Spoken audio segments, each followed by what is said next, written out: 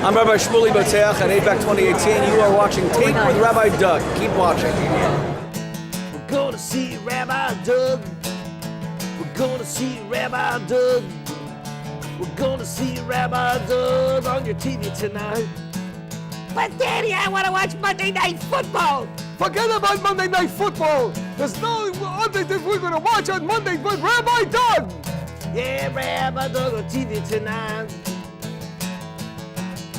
We're going to see Rabbi Doug. Oh, everybody talk about Doug. Shalom and welcome to Taped with Rabbi Doug. We are here at AIPAC 18, and I am here with Rabbi Shmuley Boteach. He started out our TV show at AIPAC 17. He's starting out our TV show at AIPAC 18. He is just part of this AIPAC aura, the whole pro-Israel movement, and he is here just to greet people and talk to them. Last year we talked about your Israel Warrior book that came out, and this year I understand you've done a new book with Pamela Anderson. What's this all about, and how did you hook up with her? Well, you know, whenever an international sex symbol joins with an author to write a book, it's interesting. And I'm not going to begrudge Pamela for only being an author and leveraging my international sex symbol status to promote her, you know, herself. I hope your viewers will laugh at that one. I tried that joke at Oxford University where the two of us spoke together and people laughed. So laugh. And she is an author. Pamela Anderson was one of the honorees at our Champions of Jewish Values Awards Gala 2 years ago. She is a friend of Israel and the Jewish people. We thanked her for the way she stands up for Israel. Way too rare among Hollywood celebrities.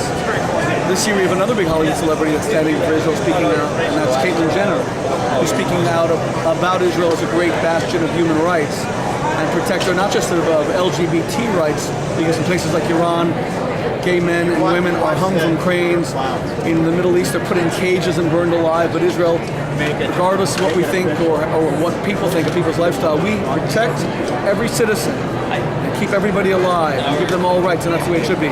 So that's our gala for this year. I hope people come. There's also the Eli Wiesel Award, separate from that, which the Wiesel family is giving posthumously, both to Yoni Netanyahu, the great hero of the Entebbe Rescue Mission 41 years ago. Brother of the Prime Minister. The Prime Minister. And we hope to make a presentation to the Prime Minister himself with Alicia Wiesel, Eli Wiesel's son, who chose Yoni as the recipient, and Taylor Force, the great American hero who was a West Point graduate, served in Afghanistan and Iraq, and then was murdered by a terrorist in Tel Aviv on March 8, 2016, and this is 2 years to the date of his murder. Thank you, Rabbi Doug. No, thank you.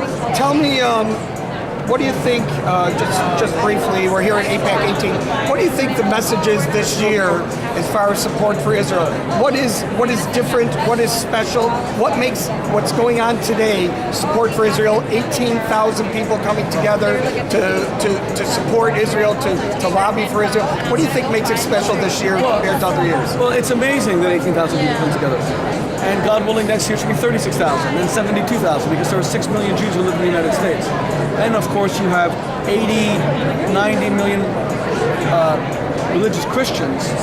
You have 80, 90 million evangelical Christians who are phenomenal supporters of Israel.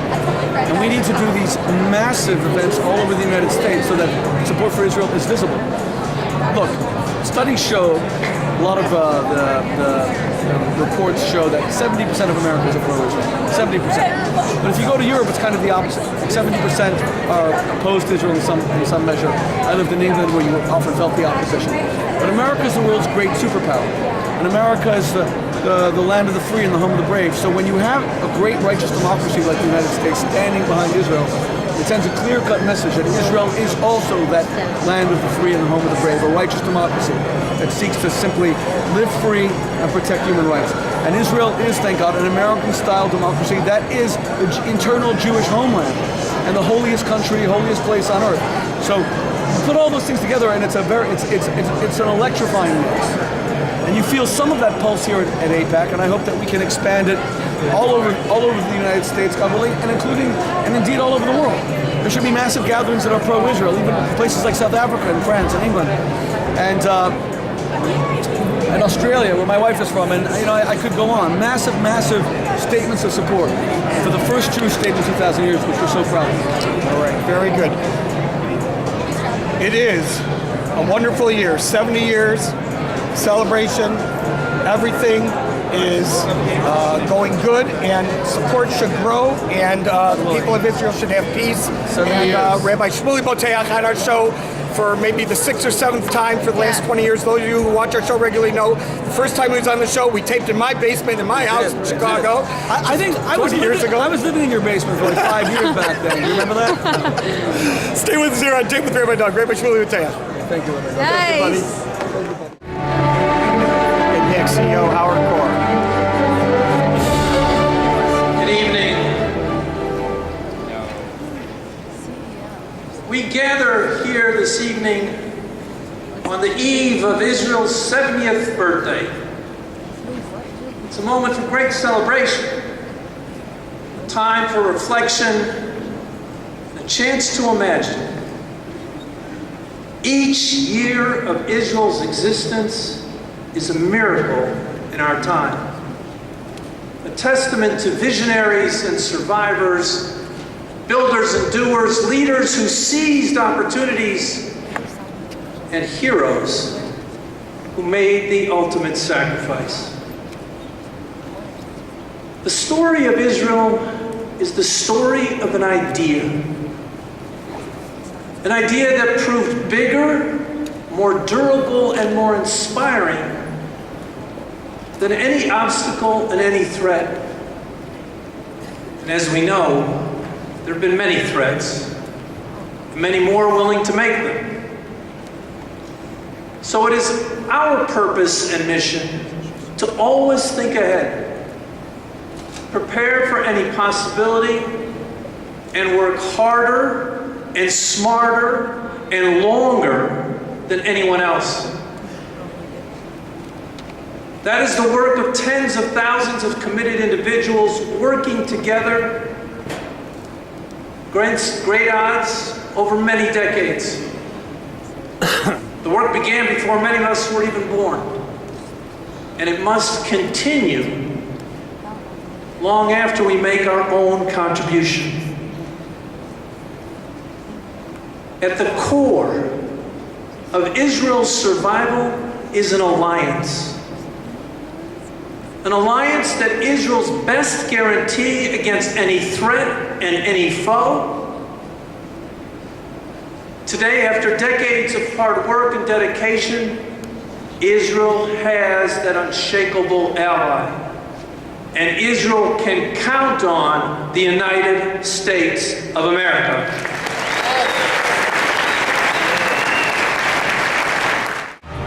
Lillian Pinkus. It is my honor this morning to welcome our two distinguished guests. First, ladies and gentlemen, please join me in welcoming Mrs. Sarah Netanyahu.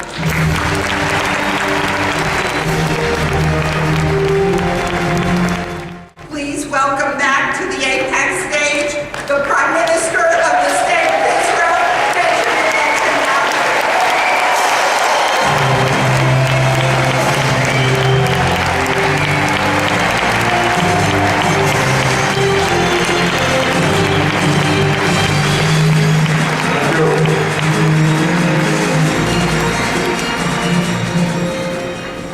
Good morning, AIPAC.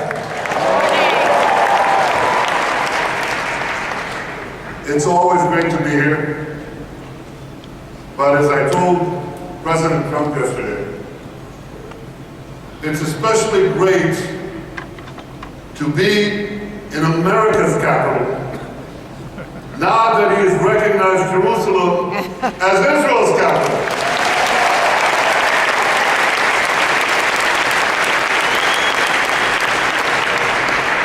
Thank you, President Trump, for that historic decision.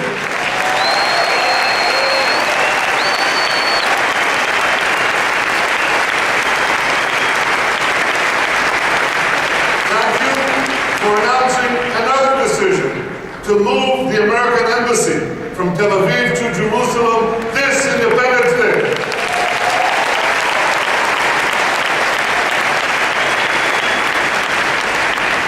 And the first ambassador to have the honor of working from that embassy in Jerusalem is a great American ambassador, David Friedman.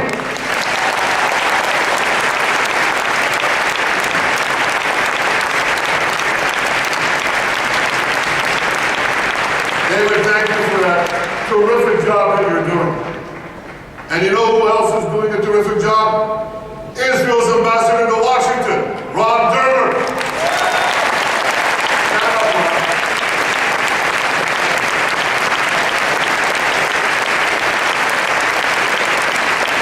Thank you for the terrific job you're doing. I want to thank Ward Friedman, Lillian Pinkus. Lillian, you don't have to remind them how far back you go together. Howard Kohr, AIPAC's nuclear core, everyone at AIPAC, I want to thank all of you for the work you're doing to strengthen the remarkable alliance between our two countries. Thank you.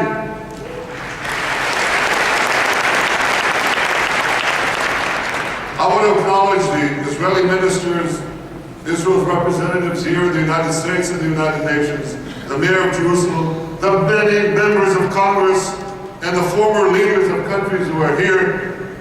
In particular, I want to acknowledge my friend, a great champion of Israel, the former Prime Minister of Canada, Stephen Harper.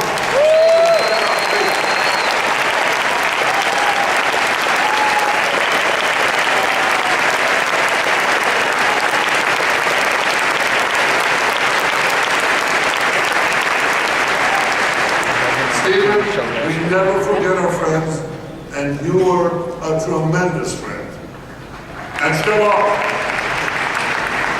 And finally, I want to thank the 4,000 students who are here with us today.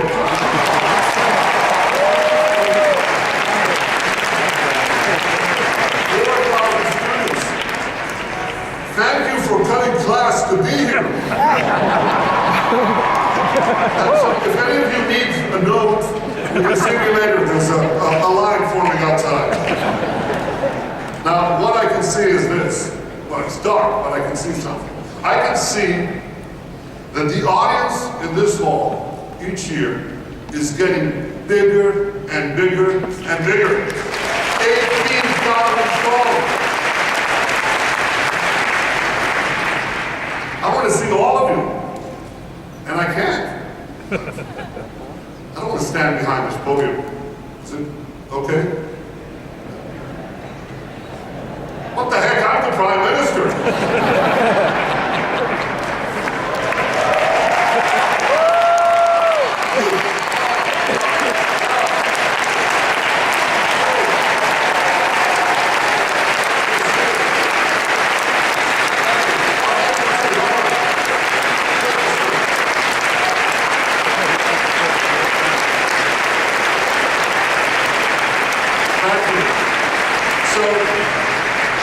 So today,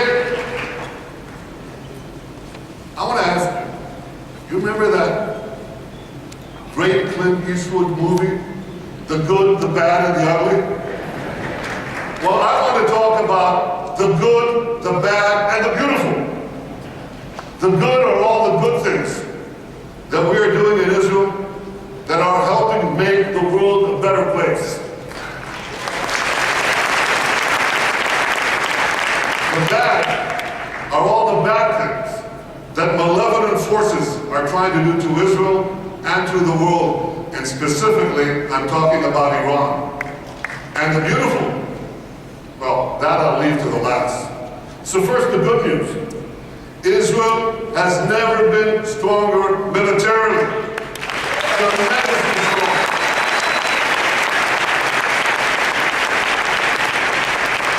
That's an F-35 fighter plane, the most advanced in the world. That's an Iron Dome interceptor and many other systems that we developed with the help of America. Thank you, America. Thank you, successive American presidents. Thank you, Congress, Republicans and Democrats alike. Thank you, AIPAC, for helping bring this about. You're terrific. And this incredible military is buttressed by superb intelligence, unmatched in the world. Can you see me? I can hardly see you. I have to get closer. Yeah, I see. Superb intelligence.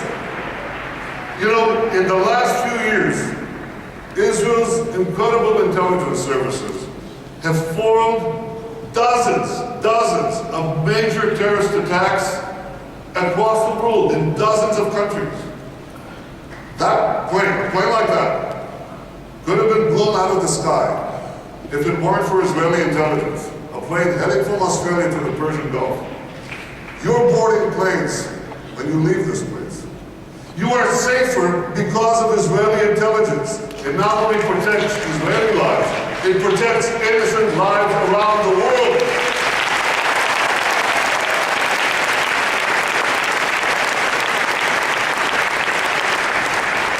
And we're able to do all this because of the extraordinary soldiers of the Israel Defense Forces.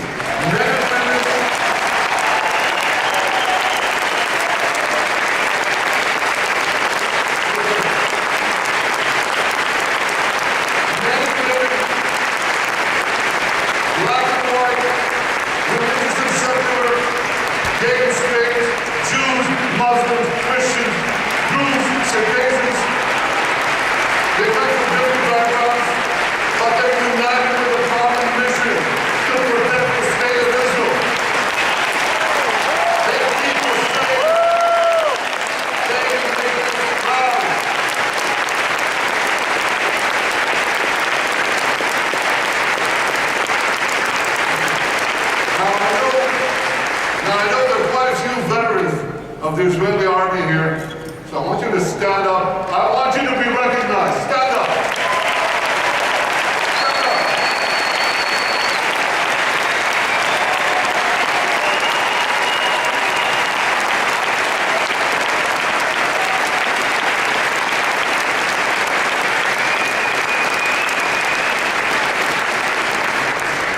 But the good news doesn't stop merely with Israel's strong military.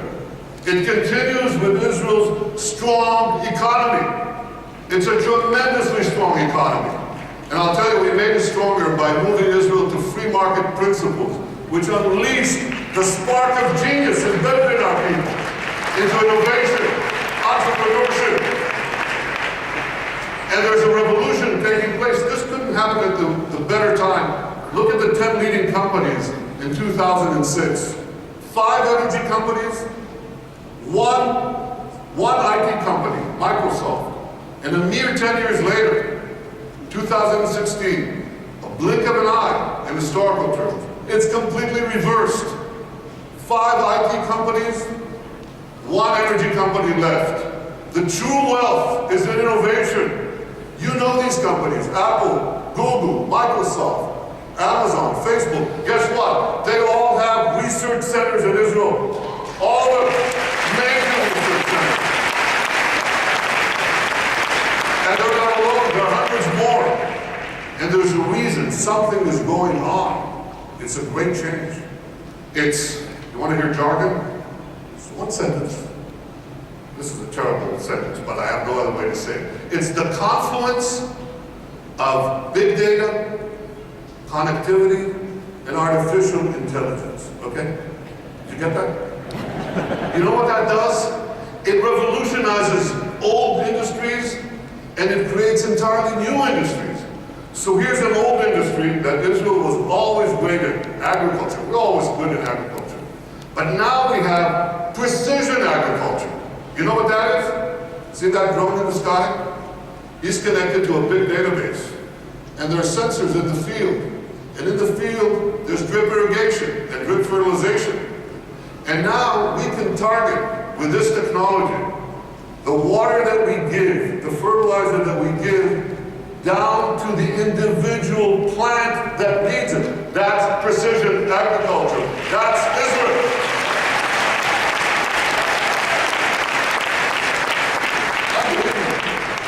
You know, we were always good in water. I want you to see how good we are. So we recycle almost 90% of our wastewater. The next country with less than 20% is Spain. You can see how Israel, what it does for water, what it does for the environment. So when you take these two things, agriculture and water, and the other technologies that we apply in both, we can change the world. We are. We are. I just heard about an African woman in Africa has to walk 8 hours a day to give water to her children. 4 hours one way to a well, 4 hours back. And a young Israeli company brought in this technology that improves on Moses. Remember Moses? He brought water from Iraq. They bring water from thin air. They bring water to Africa, to millions of people in Africa. Israeli technology. And I was just recently in India. That's my friend, Prime Minister Narendra Modi. Great friend. I'm showing him cherry tomatoes. This is in Gujarat, India. This is Israeli technology. And what I heard there was fantastic. Farmers came from the region. There's an experimental farm there and a place where Israel gives technology, know-how to Indian farmers. 65% of India's population are farmers. And one farmer after the other gets up and says, because of Israeli technology, I've increased my crop yields and my income 3 times, 4 times, 5 times. Israel is changing the world. In India, in Asia, in Africa, in Latin America, everywhere. These are the old industries. Now they're new industries. Israel is literally, how can I say this? Israel is literally driving the world. I'm talking about autonomous vehicles. Israel is a world leader in autonomous vehicles. 500 tech companies that sprang out almost instantaneously. And one of them, Mobileye, up there on the left, was just sold to Intel for a paltry sum of $15 billion. But the interesting thing is that Intel said to them, here are the keys to our 30 worldwide autonomous vehicle businesses. You run it. Israeli technology is driving the world. And one last thing, there are many more, but one more that you're all familiar with. You have bank accounts? Sure. Well, you don't want anyone hacking into them, right? Or into your cars, or into the planes you run. You need cyber security. Everybody needs cyber. Israel has become a world leader in cyber security. Look at how much they invest in the hundreds of Israeli startup companies, tremendous companies. But here's another factor that you should know. Israel's population is how much? Who knows? Class? 8, it's closer to 9, but it's about between 8 and 9 million, that's correct. And what percentage of that is of the world's population? Oh, come on. It's 1/10 of 1%. So what percentage do we get of the world global investment in cybersecurity, the private investment in cybersecurity? We're 1/10 of 1% of the world's population, and we get a whopping 20% of global private investment in cyber. We're punching 200 times above our weight. Not 2 times, not 10 times, not 100 times, 200 times above our weight. That's one heck of a bunch. Very strong. Now here's how the dots connect. Because we have this tremendous capacity for security and intelligence, and because we have this tremendous capacity for civilian technology, for making the lives of people richer, safer, more productive, many countries are coming to Israel because they want to share with us these benefits. And that creates the third great change, which is a flourishing of Israel's diplomatic relations around the world. You know, when I joined the Foreign Service 105 years ago, as the DCN to this city, Washington, number 2 in our embassy, I think we had about 80 or 90 countries with whom we had diplomatic relations. Now the number is 160, and there are very few countries left. By the way, what are we doing with Greenland? We got to do something with Greenland. Where's my advance team? Go to Greenland. They must have some satellite needs or something we can do there. But we are coloring the world blue. I've been to Africa 3 times in 18 months. I've been to South America, Latin America. Can you imagine the 7 years of history of Israel? A Prime Minister of Israel never went south of Texas? I mean, I love Texas, but... yeah. But we went to Argentina. We went to Argentina, to Colombia, to Mexico, and they say, come back, we want more. That is changing. All these countries are coming to us. India, China, Mongolia, Kazakhstan, all of them. Azerbaijan, Muslim countries. First time I visited Australia, tremendous. Far away. So we're coloring the world blue. And you know what? The numbers, you remember people talked about Israel's isolation? Remember that? Israel's isolation? Pretty soon, the countries that don't have relations with us, they're going to be isolated. There are those who talk about boycotting Israel. We'll boycott them.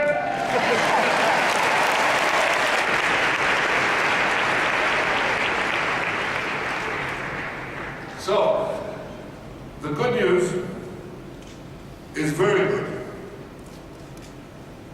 And it's getting better. The bad news, and that's the bad news, is that bad things are getting worse, and they're very bad.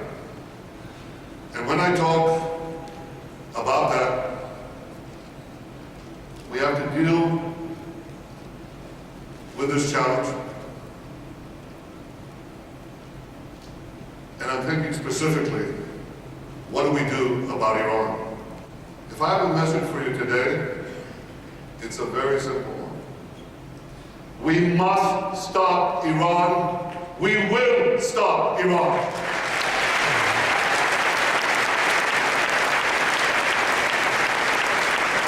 Today, together, we are writing a new chapter in our common story, a story of freedom, of justice, of peace, of hope.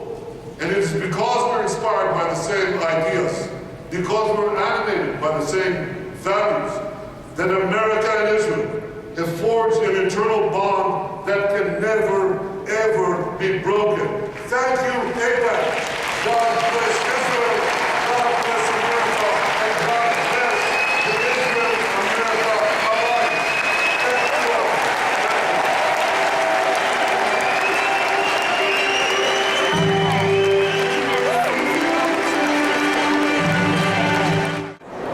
That's it for part 1 here on Taped with Rabbi Doug at AIPAC 18. Remember, you can check out our website, www.tvrabbi.com, where you can also see former shows on the web. If you want to email us, info@tvrabbi.com is the email address. You won't want to miss the next episode with more at AIPAC 18 right here on Taped with Rabbi Doug. Shalom, everyone. Gonna see Rabbi Doug. Gonna see Rabbi Doug. Gonna see Rabbi Doug on the TV tonight. This has been a Taped with Rabbi Doug production.